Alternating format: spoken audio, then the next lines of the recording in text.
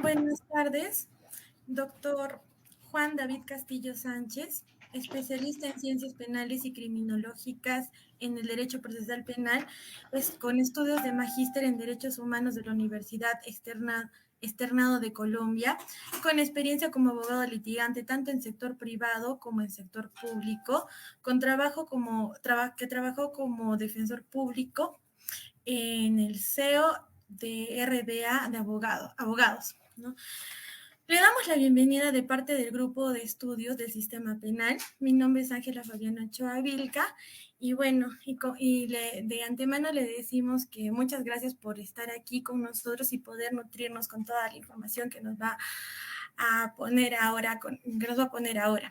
Muchas gracias. Puede empezar. Listo, hola Ángela, buenas noches a usted y a todos los que nos están escuchando. El placer es mío que el grupo de estudios del sistema penal pues me haya invitado en la noche de hoy para pues compartir algunas experiencias y algunos conocimientos. Igual, el placer es mío, puesto que estas interacciones pues terminan siendo muy enriquecedoras educativamente, pues tanto para ustedes como para nosotros. Por ahí también estaba escuchando la pasada intervención, el pasado live, y estuvo pues bastante interesante y espero que pues sea también de interés y que a la gente pues le guste y que al final haya una ronda de preguntas. Bueno, ya entrando en el tema, digamos, aclarando pues la presentación en este caso, pues mi área de litigio es en Cali, Colombia. En este caso soy defensor público, lo que pues, se conoce en otros países como pues, abogado de oficios o defensoría pública.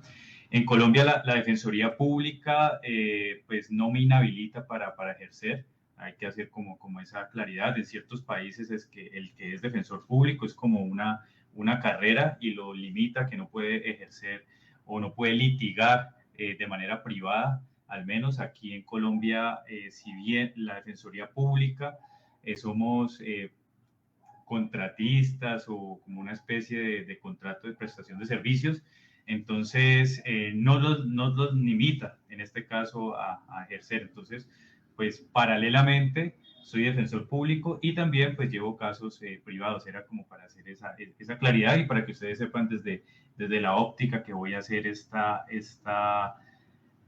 exposición.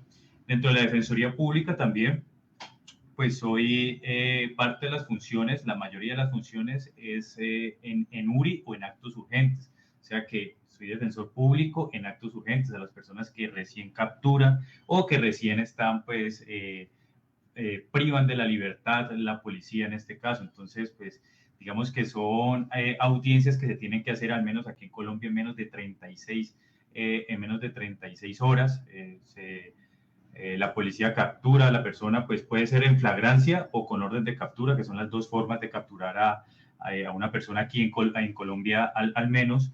Y la fiscalía es la que pues ejerce la acción penal acá y la fiscalía tiene que poner a disposición a las personas, en este caso capturadas, ante un juez de control de garantías.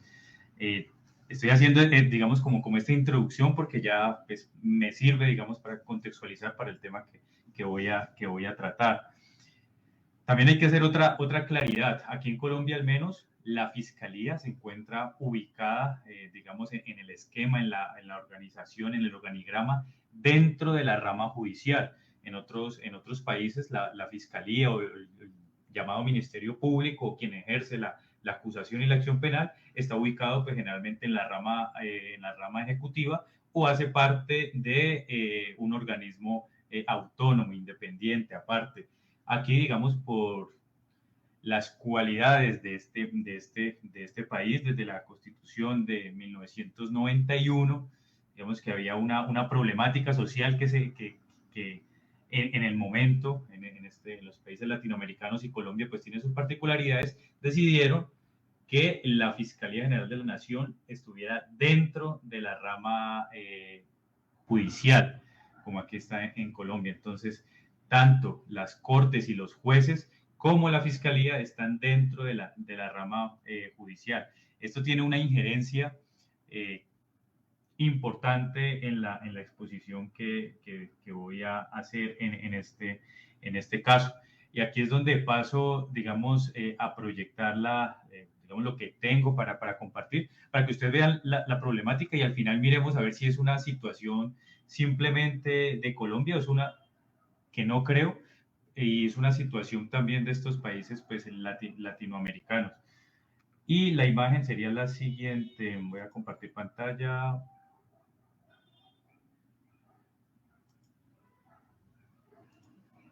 Bueno, ahí me dicen si están viendo la imagen. ¿Ahí están viendo mi pantalla? Todavía no. En este momento la están viendo. Sí, ahora sí. Listo, voy a tratar de ampliarla un poco y de bajarla. Bueno, estamos frente a un sistema, unas audiencias que se están haciendo de manera virtual en este caso. Entonces, aquí en Colombia se están haciendo por medio de una plataforma, digamos que la rama judicial contrató una plataforma pues especializada, se llama LifeSize. Y como ustedes pueden ver, aquí soy yo, el defensor Juan David Castillo.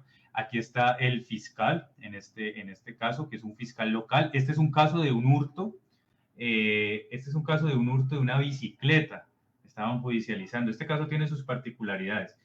Y este que ven aquí al costado superior izquierdo de la pantalla es el juez penal municipal. Este caso ya está en conocimiento, pero lo que me interesa es que ustedes vean la situación que está pasando en Colombia. Esta persona, pues ahí claramente se ven unos barrotes, ¿no? Se ven unos barrotes, esta persona, y dice Estación Junín. ¿Qué es Estación Junín? Es una estación de policía. Es una estación de policía aquí en Colombia. Y si ustedes ven, pues está, pues los barrotes es porque está dentro, pues, de una especie de jaula, de una especie de celda, en este sentido. Y como ven, también pues tiene compañeros, espectadores en la parte de atrás. Es complicada la situación que se está pues adelantando aquí en Colombia. Vamos a ampliar un poco más la imagen. Obviamente, esta audiencia bajo estas condiciones pues era muy difícil realizarla. Pues el defensor le solicitó pues al juez en este caso de que pues esa audiencia no se podía realizar bajo estas condiciones, o sea, él decía que no escuchaba prácticamente nada, que no escuchaba nada, pues la hacen también a través de un celular, como están haciendo las audiencias en muchas estaciones de policía y pues con las demás personas ahí escuchando. Lastimosamente, pues esta audiencia no se pudo realizar a pesar de que el juez insistió en varias ocasiones en la estación de policía de que lo sacaran. La verdad es que los policías manifestaron en esta situación que no tenían pie de fuerza, o sea, que no tenían más policías para sacarlo aparte y custodiarlo en esta audiencia. Ya voy a dejar de compartir. Bueno, ya dejo de compartir y porque sí, es importante la imagen que acabé de reflejar. Es de vital importancia porque, bueno, ustedes se preguntarán o verán la símil, bueno, está en una estación de policía y la verdad, tanto aquí en Colombia, como supongo que en otros lados, la función de la policía no es custodiar personas privadas de la libertad. La función de la policía está totalmente alejado de custodiar personas privadas de la libertad.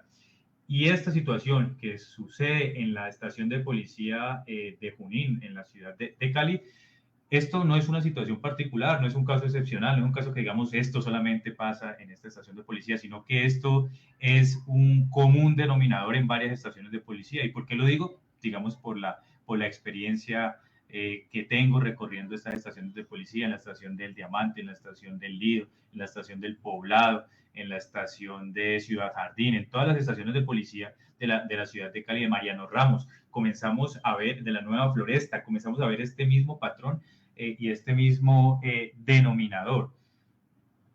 Y es que las estaciones de policía están hacinadas. ¿Y por qué están hacinadas? Porque las cárceles también están hacinadas. Entonces, las cárceles, digamos, las personas que están en las cárceles, los directores de las cárceles se han parado digamos, en la raya, se han parado y han dicho, no vamos a aceptar más presos porque la situación del hacinamiento es increíble. Aquí la cárcel es denominada cárcel de Villahermosa, así pues digamos que ese es el nombre que tiene, y esta cárcel pues tiene una capacidad aproximadamente para 1.300 personas, y una cárcel que en este momento aloja alrededor de 6.000 personas privadas de la libertad.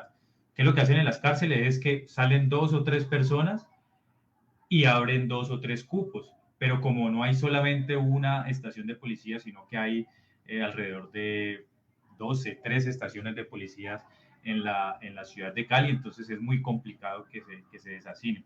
La Corte Constitucional ya ha tomado unas decisiones frente a esto, digamos, es nuestro órgano máximo de cierre en la jurisdicción constitucional, y hace poco se pronunció manifestando que las estaciones de policía no deben estar personas, algo que ya se sabía, pero pues la Corte Constitucional tuvo que manifestarse en ese sentido, en el sentido de que en las estaciones de policía son lugares para que las personas estén transitoriamente, no tienen que estar, o sea, horas o máximo un día, pero aquí lastimosamente pasa de que las personas están en las estaciones de policía días, meses, inclusive llegué a conocer un caso en Medellín, que la persona estuvo aproximadamente, pagó la pena en la estación de policía, se estuvo 1 año y 10 meses dentro de una estación de policía, situación que es inconcebible, y que pues la Corte se tuvo que pronunciar frente a este tema, pero pues en la realidad, lastimosamente, esta situación sigue pasando. Pero lo que he dicho hasta ahora, digamos que son las consecuencias, no es la causa del problema. ¿Y cuáles son las causas del problema? Entre varias, porque digamos que este es un sistema que tiene problemática, bastantes problemas o problemáticas, pero una de las causas, digamos, más visibles que he podido, digamos, analizar, y es el exceso de detención preventiva o de medida de aseguramiento privativa de la libertad, donde hay estudios que dicen que aproximadamente hay más de un 50% de personas que están en esta calidad, o sea, esperando el juicio, no son personas condenadas, que están pues dentro de las estaciones de policía y cárceles en Colombia, porque aquí pues tampoco hay una distinción entre personas que están esperando el juicio y personas ya condenadas.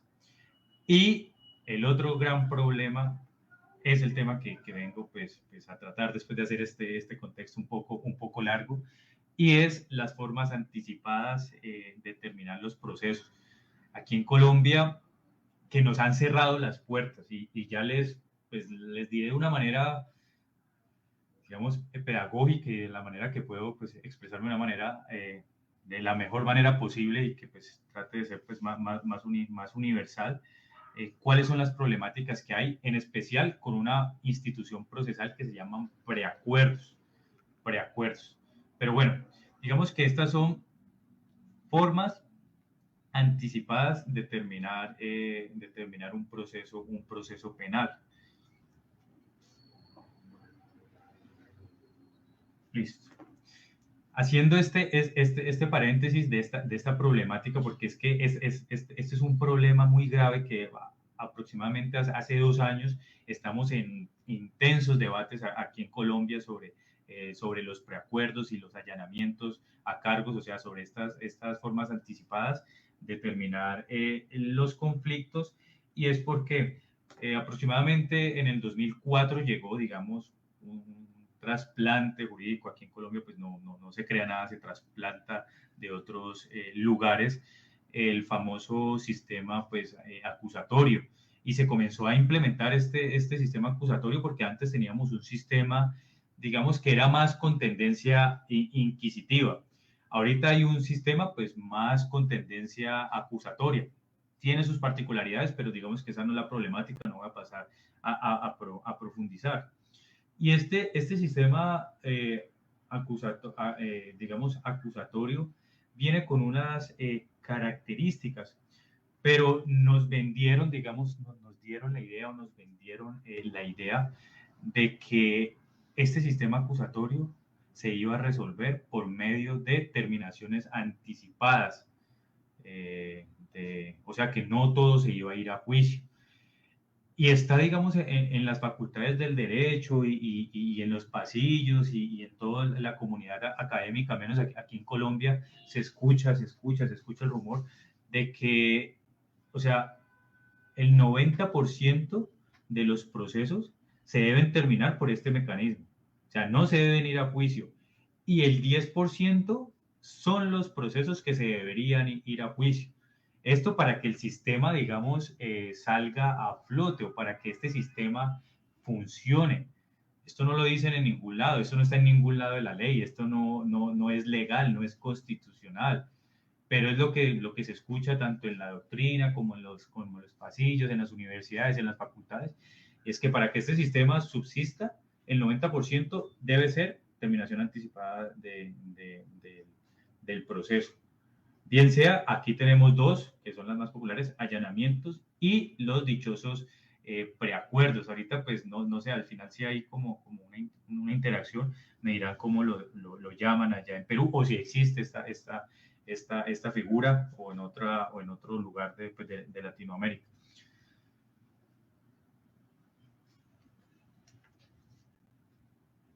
Pero bueno, expliquemos primero qué es el allanamiento a cargos. El allanamiento a cargos pues, es algo muy sencillo.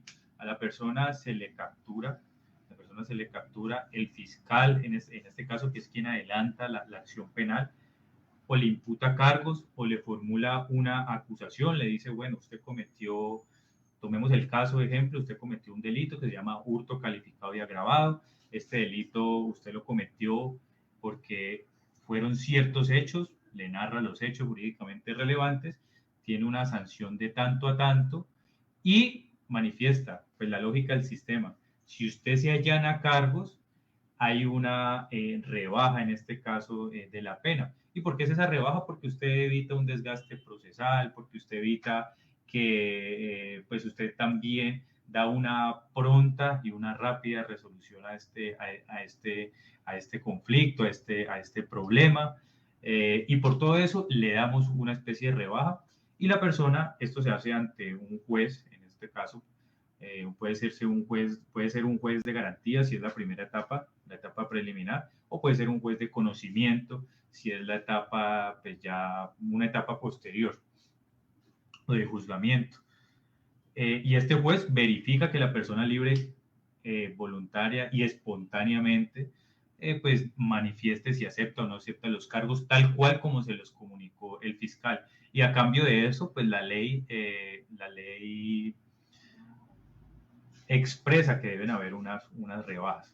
Esa es, digamos, la primera forma. Digamos que estoy diciendo lo general, ¿no? Ahí hay ciertos aspectos específicos que no voy a tratar. La otra forma son los acuerdos, aquí llamados preacuerdos, o, digamos, salidas alternativas negociadas. Es una institución jurídica muy importante en este caso y era de las más utilizadas.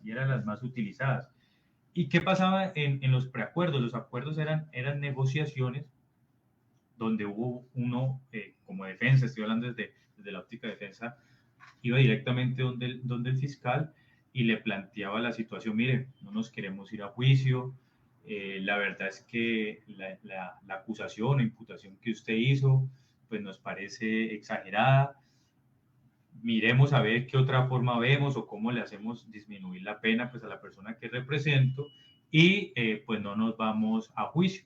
Y era, como su nombre lo dice, pues un acuerdo entre dos partes. El fiscal analizaba la situación, el fiscal analizaba sus elementos, miraba también la viabilidad que tenía de irse a juicio y pactaba un preacuerdo y estos acuerdos los tenía que legalizar un juez, en este caso, que tendría que ser un juez de conocimiento, pero una autoridad judicial. La verdad, cuando empecé a litigar, esto era un acuerdo, una audiencia de verificación de preacuerdo, se llama así. Era una audiencia que no duraba más de 15 minutos, 20 minutos y a mucho, media hora, digamos, un caso complejo. El día de ayer duramos por un caso similar al de la bicicleta, 3 horas y media en una audiencia de verificación de preacuerdo. 3 horas y media hemos durado en esta situación. ¿Y por qué? Ya voy a pasar a decir. Uno de los temas de estos preacuerdos o estas negociaciones importantes en este sentido, pues es la misma cultura jurídica de pues, Latinoamérica y en particular de Colombia. Y es una cultura jurídica de desconfianza, de corrupción en este sentido. Entonces, ¿qué pasó? Es uno de los factores que pasó para que esto se modificara.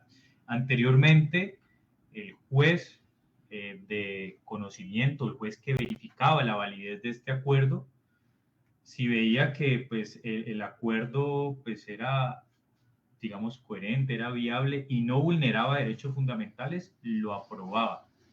Y no se podía meter porque en el fondo el juez es neutral y el juez no sabe qué es lo que tiene el fiscal y no sabe qué es lo que tiene el defensor para el caso en este sentido. Pero bajo esta cultura de la desconfianza, esta cultura pues, de que no confío en esta institución y también escándalos que han existido, ¿qué pasó aquí en Colombia? Que algunos fiscales, en este caso algunos defensores también, pues hay que decirlo, comenzaron a utilizar esta institución jurídica o esta figura jurídica de una manera inadecuada. Comenzaron a utilizar esta institución de una manera inadecuada para sus propios intereses, en este caso, pues abiertamente actos de corrupción. Pero curiosamente, la respuesta, en este caso, por parte de la judicatura y por parte pues, de la sociedad jurídica en este sentido y de los jueces, porque quien ha variado la jurisprudencia ha sido principalmente la Corte Suprema de Justicia, también la Corte Constitucional ha sacado sentencias en este sentido. Y la solución no fue investigar a la fiscalía, sacar a los fiscales, investigar a los fiscales y a los defensores que estaban haciendo esa situación. Seguro algunos habrán pagado, pero la situación fue modificar la institución de los preacuerdos, vía interpretativa. Entonces, no era culpa de unos pocos fiscales que estaban haciendo esto, sino que era culpa de la figura de la institución jurídica de los preacuerdos por lo que estaba, digamos, el culpable de estos actos de corrupción. Entonces comenzaron a limitar esta institución jurídica, procesal, en este caso de los preacuerdos. Comenzaron a decir, no, mire, el juez no solamente, y las palabras de la Corte no es un convidado de piedra, no es una persona que se quede ajena frente a esta situación, sino que el juez puede meterse en los preacuerdos, puede observar y puede opinar sobre los preacuerdos, y si no les parece, pueden rechazar los preacuerdos en este caso. Esto ya generó una circunstancia más complicada, ¿no? Porque es que el juez, en un sistema, digamos, acusatorio, una de las características del sistema acusatorio es que el juez debe ser según Ferrajoli, debe ser un sujeto rígidamente separado entre las partes, entre la acusación y entre la defensa. Pero aquí el juez, digamos, se está inmiscuyendo, el juez no sabe qué tiene el fiscal, y muchos jueces de la República fueron más allá y ese preacuerdo no me parece a mí, ese acuerdo está y generalmente era para agravar penas. Digamos que fuera para disminuir penas, pues uno diría, bueno, es más garantista o es más progresista, pero generalmente es para afectar la situación jurídica de las personas, manifestando, no, mire, esa pena está muy baja, le voy a rechazar ese preacuerdo, presénteme otro preacuerdo con una pena más alta, prácticamente obligando a la fiscalía y a la defensa a hacer el acuerdo que muchos jueces querían en este sentido, siendo el juez una persona que no conocía el caso. Y también hay que resaltar que el estándar probatorio para los preacuerdos es mostrar un mínimo probatorio de que se cometió el delito. No es un estándar alto, es simplemente un mínimo probatorio. Aquí ya comenzaron a haber inconvenientes en el litigio, sino que el cambio fue como gradual. Entonces, digamos que fue el primer hito o campanazo de alerta que en esa época pues, pues no veía venir todo lo que venía pasando. Después pasó algo aún más importante, digamos, en contra de esta institución jurídica de los acuerdos. Y es que sabíamos que digamos que estos acuerdos es una ficción jurídica. Es una ficción jurídica estos acuerdos. Pero la Corte Constitucional, en una sentencia por allá en el 2018, 2018, completamente desfasada, manifiesta que los acuerdos, en este caso, y la palabra fue que utilizó, que se estaba desprestigiando la justicia, que los acuerdos, la fiscalía tenía que aprestigiar la justicia, que estos preacuerdos, si se quería hacer, tenía que tener el fiscal un mínimo probatorio para hacer algún tipo de acuerdo. Sino que estoy tratando como de explicar de la manera más pedagógica posible, porque es que no es un tema tan fácil de manejar. Vamos otra vez un momento a retroceder, a ver cómo se hace el preacuerdo, porque se me olvidó un detalle de pronto para que se pueda entender un poco mejor esta institución. Aquí tenemos un principio de legalidad muy rígido. En Colombia tenemos un principio de legalidad muy rígido. Entonces, la imputación o la acusación de la fiscalía se rige frente al principio de legalidad. El principio de legalidad tiene que ser, o sea, si la persona cometió un hurto bajo ciertas circunstancias, un hurto agravado, un hurto calificado, como se llama aquí, calificado y agravado, digamos, ese es el delito que se cometió y el fiscal es el que tiene que hacer inicialmente esa adecuación típica, esa adecuación. Pero aquí nos inventamos una cosa rarísima en este tema de los preacuerdos, una cosa bastante extraña frente al tema del principio de legalidad. Y es que decíamos, bueno, usted fue autor de una conducta de hurto calificado y agravado. Esa es la conducta que usted cometió. Pero para poder darle una rebaja, hagamos una cosa. Yo lo voy a acusar para que usted acepte un acuerdo como cómplice. Como cómplice. ¿Qué significa eso? La pena para el cómplice es aproximadamente el 50% o es inferior a la de un autor. Entonces uno iba y se presentaba ante el juez diciendo que le iba a dar la pena del cómplice para, digamos, por efectos del acuerdo que se realizó, porque él no pues, va a ir a juicio, le va a ahorrar unos recursos a la Administración de Justicia, va a ahorrar un tiempo, se va a, bueno, varias situaciones de esas. Entonces, déjenme un minuto con esto.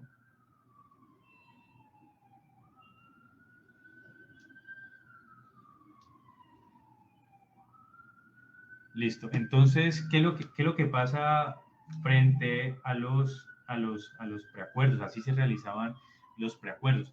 Pero ¿cuál fue la problemática? Y empato con lo que dijo la Corte Constitucional en este sentido, digamos, para que lo entiendan. Decían, vea, para usted hacer ese preacuerdo que antes pasaba de autor a cómplice, usted tiene que tener algún mínimo de prueba. Algo que era absurdo porque pues no sabía que era una ficción jurídica y que esa persona de verdad no era cómplice, sino que para efectos de la pena estaba quedando como, como cómplice.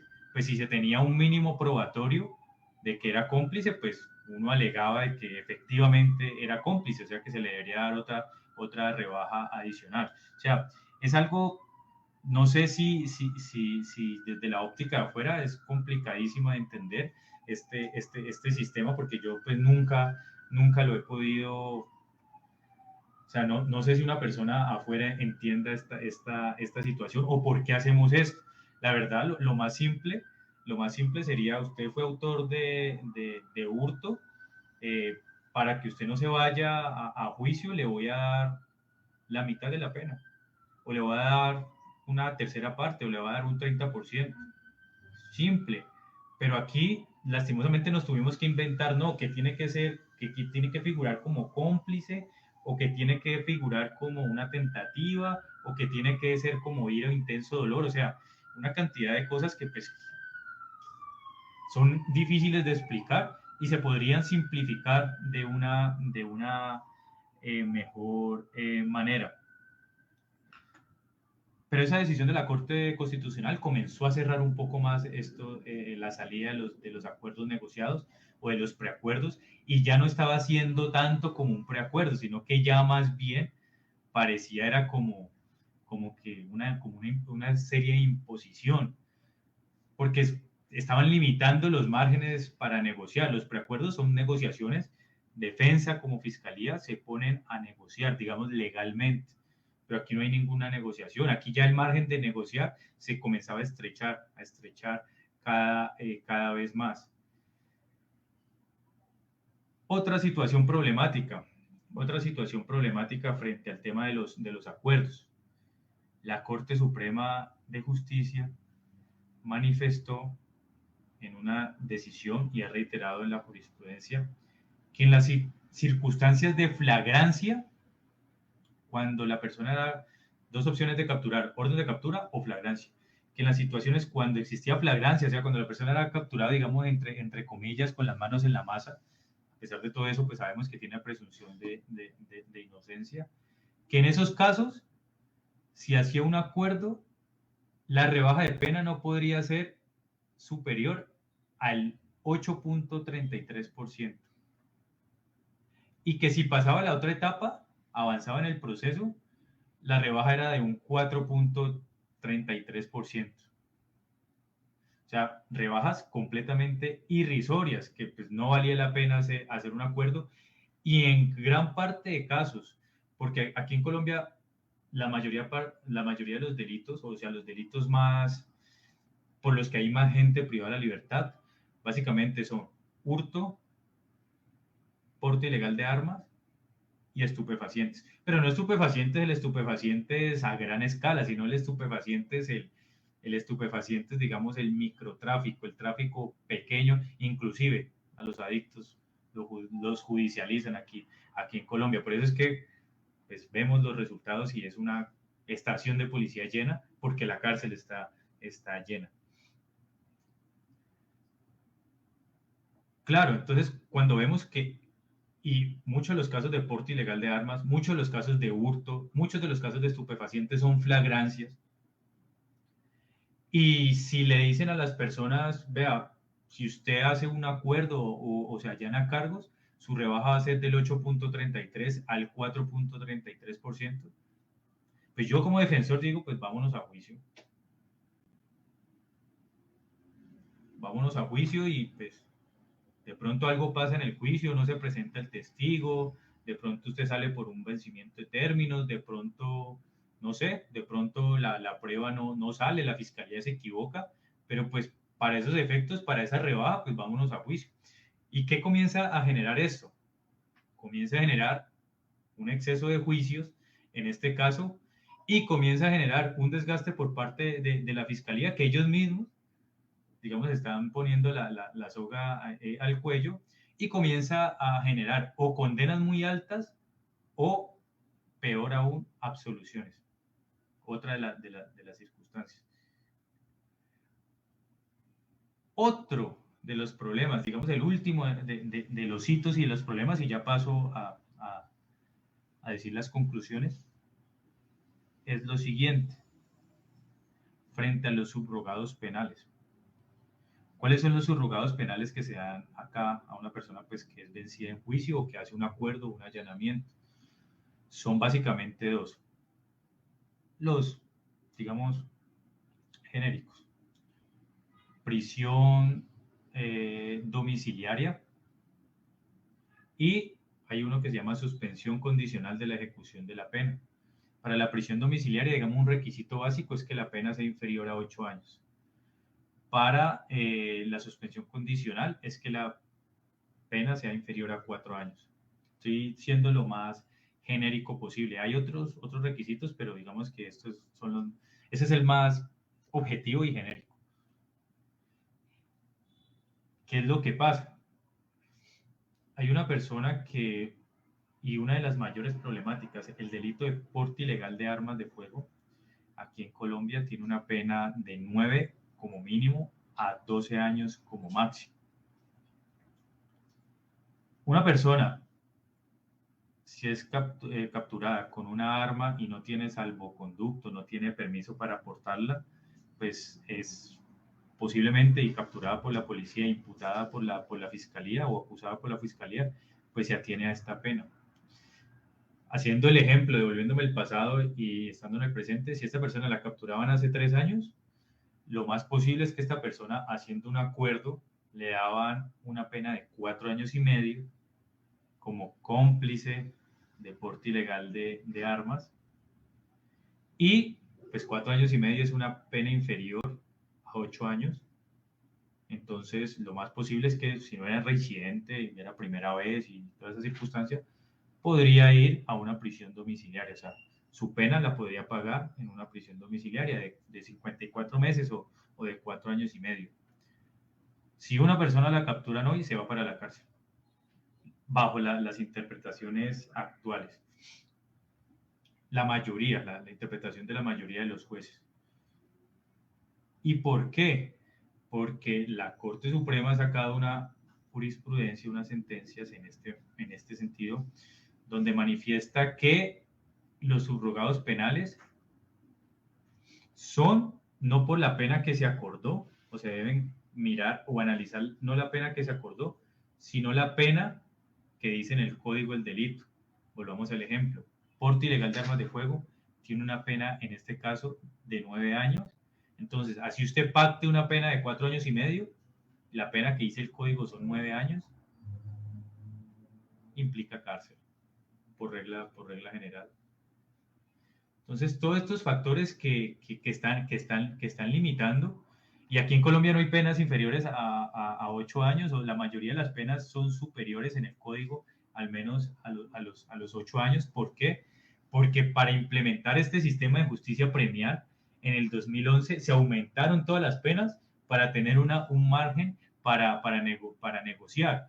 Pero ahorita se devolvieron y dicen, pero eso no da subrogado penal. ¿Qué ocasiona esto? Esto ocasiona lo que estamos viendo. Cárceles llenas, estaciones de policía llenas y un sistema que pues la verdad es que cada día está colapsando un poco más.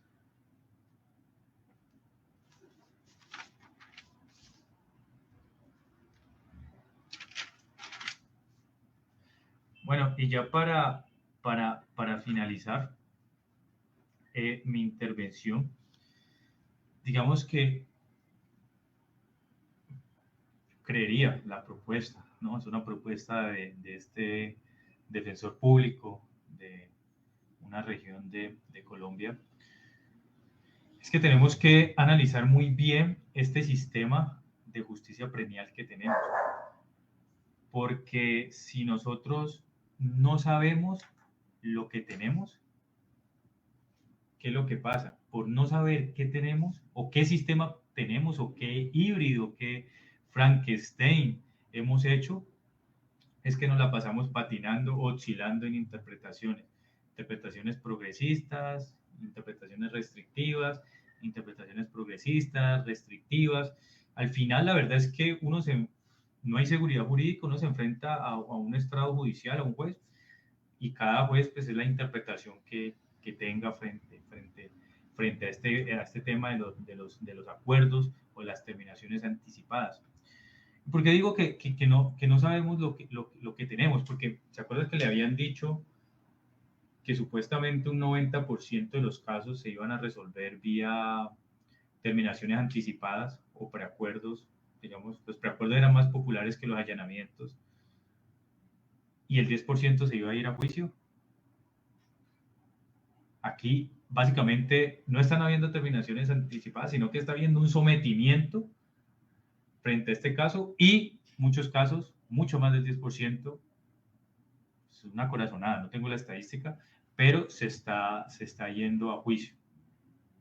Se están yendo a juicio por todos estos inconvenientes que estoy manifestando. ¿Y por qué? Porque exactamente no sabemos lo que tenemos, porque nos vendieron la idea en el trasplante jurídico de que este sistema era un sistema de Estados Unidos, que era un sistema americano, que era un sistema gringo. Eso es lo que nos vende y nos llegó, y lo que yo escuché en mi facultad de Derecho cuando estudié el pregrado, y lo que se sigue escuchando o rumorando, digamos, en la cultura jurídica, cosa que es completamente falso.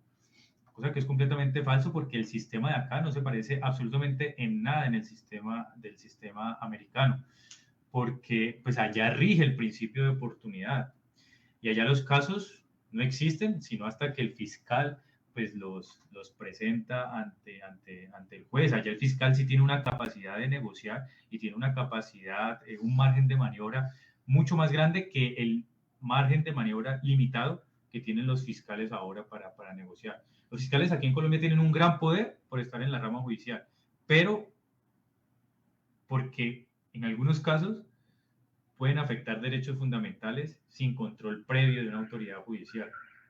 En algunos casos, como interceptaciones telefónicas y allanamientos, cosa que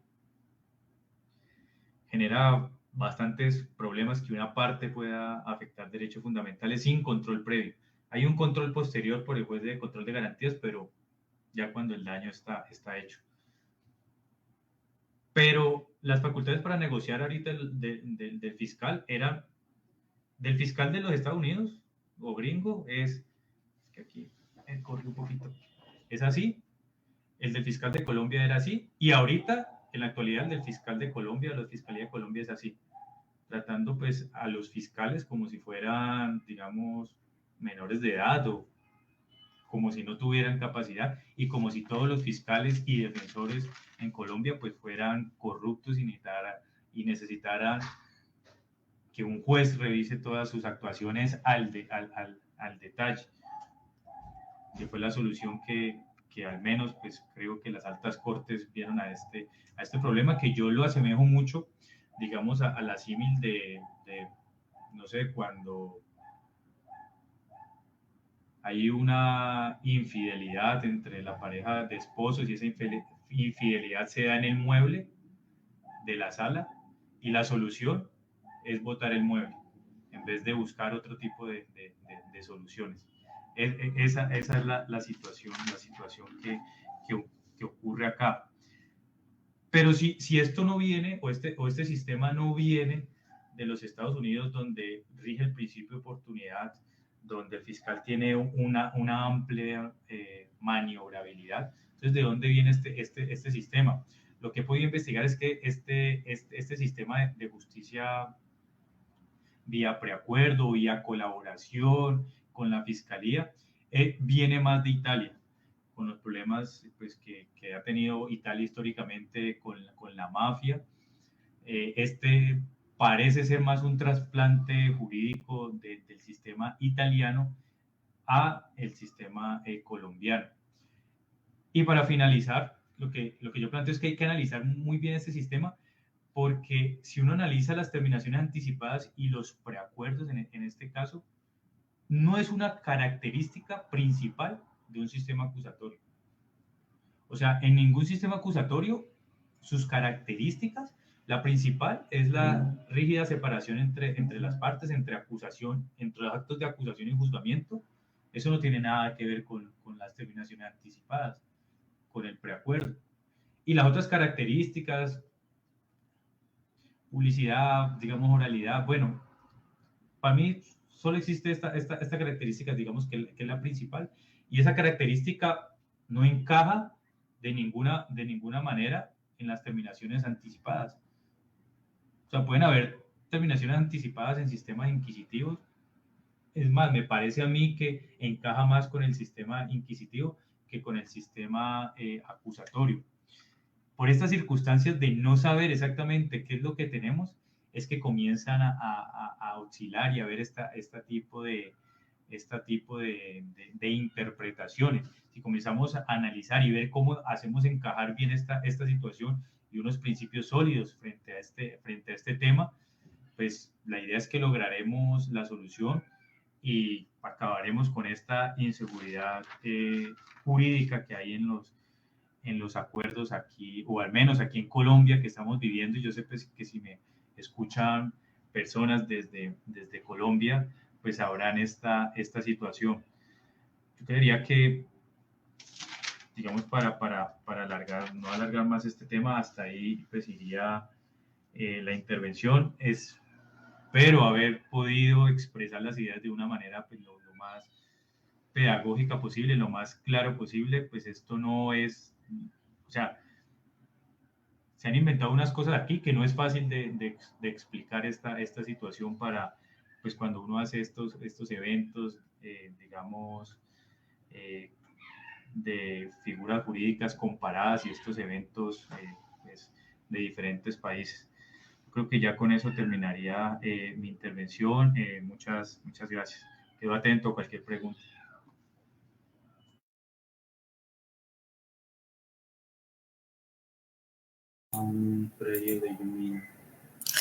Bueno, doctor, vamos a ir esperando en el chat a ver si hay preguntas.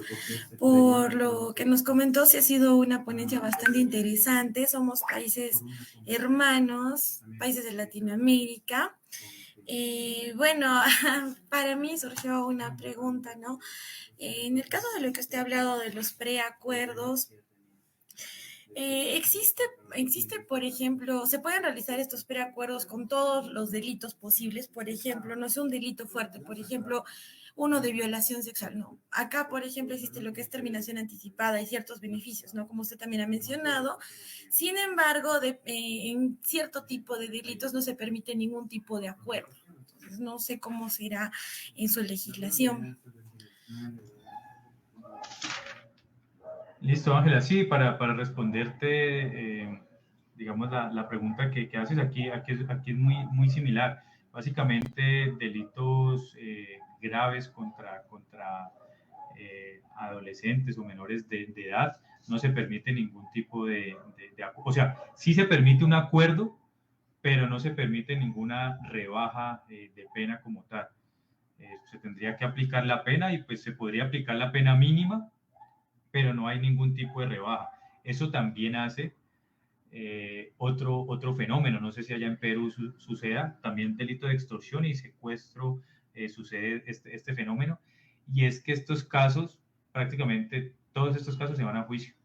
¿Por qué? Porque las personas pues manifiestan, pues, o sea, si me acepto cargos o no acepto, hago preacuerdo, todo eso, pues prácticamente pues me va a dar lo mismo irme a juicio que aceptar cargos, porque pues igual el efecto va a ser el mismo. Entonces ahí vemos que al menos en esos casos pues, digamos, delitos sensibles o de penas altas, pues ahí vemos que no se aplica, que el 90% por terminación anticipada y el 10% ahí, yo diría que una cifra cercana al 100% se van a juicio. creando ese fenómeno de que al final no se te presenta un testigo a la fiscalía o no se te presenta y pueden haber absoluciones. Digamos que esa es como lo que he podido notar acá. Igual muy buena pregunta, gracias. Gracias, doctor. Bueno, con esto acabamos de verificar, no hay preguntas. Muchas gracias por la ponencia, muy bonita ponencia. Que tenga un buen día, doctor. Listo, dale. Ángela, que estés muy bien y saludos a todos allá. Hasta luego. Hasta luego.